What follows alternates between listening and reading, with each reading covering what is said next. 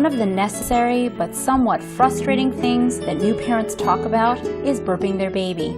It raises all sorts of questions, including how to, when to, what if there's no burp, how hard do you pat, and so forth. That's why we made this video series to help with at-home newborn care. This video will cover burping techniques. My name is Gladys, and I am a maternity nurse specialist for parent education at NYU Langone Medical Center.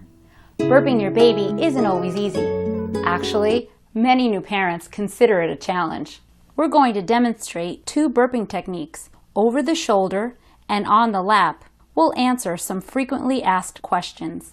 Remember that the reason you burp your baby is to release gas. This is the air that the baby may have taken in during a feeding. Babies feel better after burping, and the activity helps stimulate the baby too.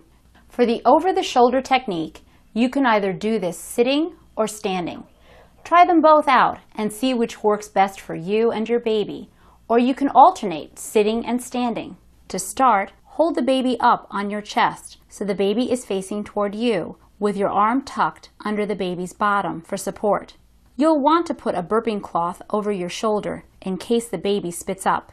Use your dominant hand to gently but firmly pat your baby's back between the shoulders, working your way up and down. You can also rub the baby's back after several pats. After a while, you'll get to know your baby.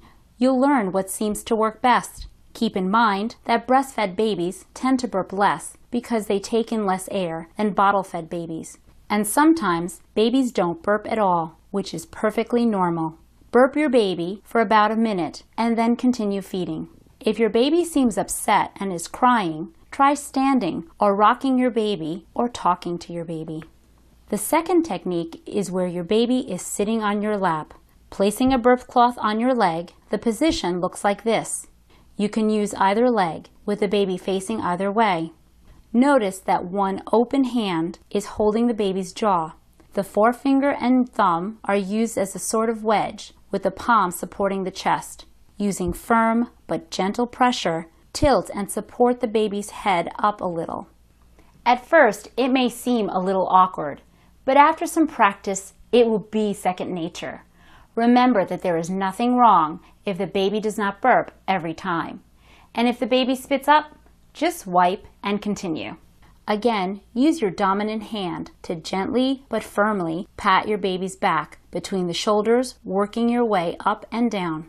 As we mentioned, you can also rub the baby's back after several pats. One common question parents ask is how often to burp their baby during a feeding. We recommend burping your baby after the baby feeds with each breast. But if you have expressed your breast milk and someone else is feeding the baby, try halfway through and again after the feeding. You may notice that if your baby starts to fuss while feeding, this may indicate the need to burp. Be patient as you learn what your baby needs and likes. Burping your baby is another activity that gives you hands-on contact as you touch, hold, and talk with your baby.